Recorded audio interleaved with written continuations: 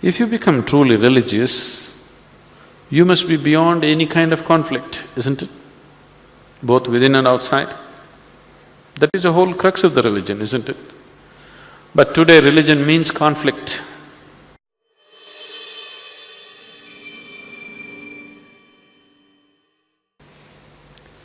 What you unfortunately know as religion in the world today is just somebody's belief systems.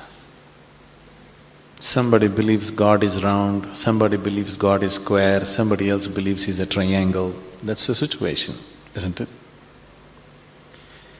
And you must understand this. Once you start believing in something which is not yet a reality for you, you are bound to be in conflict with somebody else because somebody else is bound to believe something else.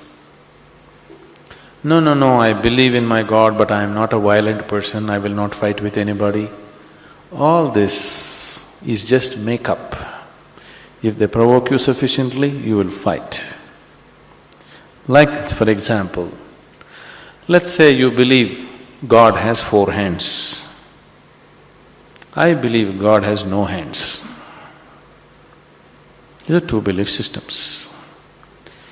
Tomorrow, out of your love for God, you put 100 feet tall statue in Coimbatore city, of course with 4 hands.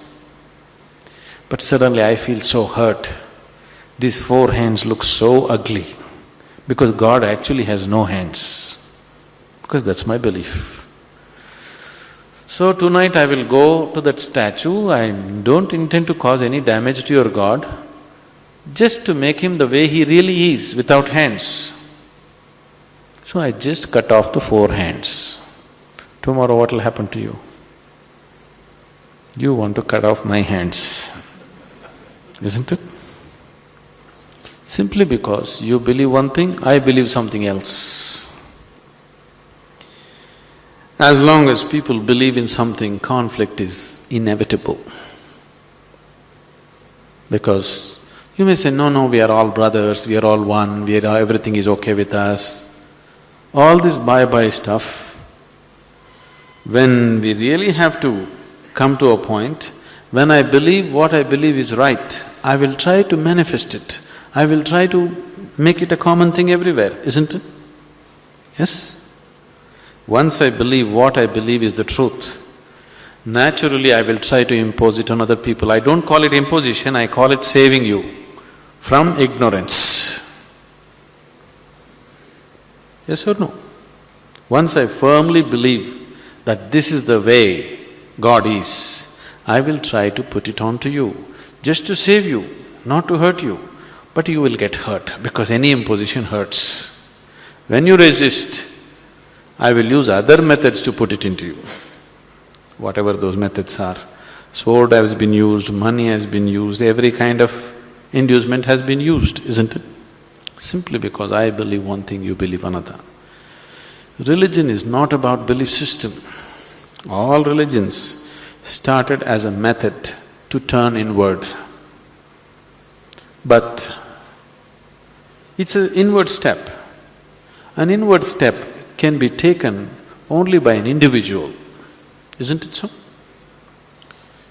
It's a very intimate thing, something very, very concerned with only with you, nothing else to do with anybody else.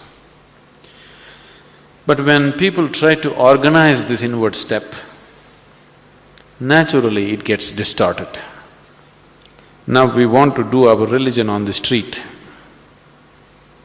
Religion cannot be done on the street, it can only be done within you. If you become truly religious, you must be beyond any kind of conflict, isn't it? Both within and outside. That is the whole crux of the religion, isn't it? But today religion means conflict. If you utter the word religion, you're talking generally in terms of conflict that is happening in the world, isn't it? This is because you have reduced an inward step into your set of beliefs. Because if you have to take an inward step, you have to transform yourself. If you have to believe something, you don't have to transform yourself. You can do whatever nonsense you want and still believe God is up in the heaven, isn't it? Yes? The crudest people, the cruelest people on the planet have always been talking about God, isn't it so? Yes or no? All the warmongers in the world have been talking about God, isn't it so? And God has been helping them. See, the moment you believe something, you have a new kind of confidence. That's the biggest problem. When idiots become very confident, the world is in danger. An intelligent person is constantly hesitating with life. With every step he wonders whether what he is doing is okay or not. But a fool has absolute confidence. And when his stupidity gets stamped by God, that's it. No looking back. Just can go on doing the most idiotic things without any problem about it. The very nature of your intelligence is such that if you do something stupid today, tonight your intelligence will bother you, why did I do this? Isn't it so? But if you get God's stamp on your stupidity, you don't have to turn back and see. You can do grossest things on the planet and not bother about it, feel very proud that you're anyway going to go to heaven because you did all this nonsense. There is no experiential dimension, you're just believing something. Once you believe something, your belief and somebody else's belief are bound to clash somewhere. The conflict in the world is not between good and evil, please see this. Though people always claim it is so, it is not true. It is always one man's belief versus another man's belief. So religion has become a problem because we have reduced it into just a set of beliefs. If it was experientially true that you really felt God, then could there be conflict? There is no such possibility, isn't it?